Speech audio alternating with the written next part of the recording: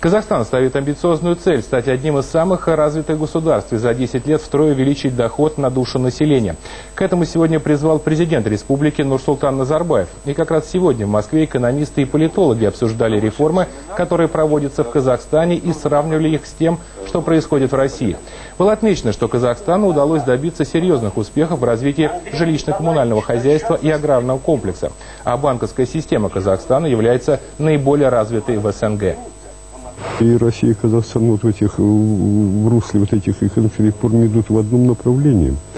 Просто у нас инерционности меньше, потому что масса экономики меньше.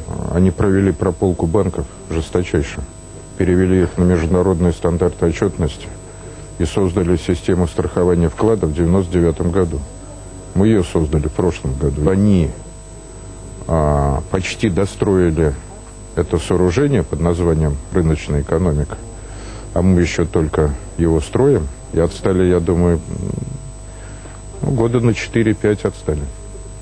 Это делает честь соседу. Я даже могу сказать, сосед, ты прав.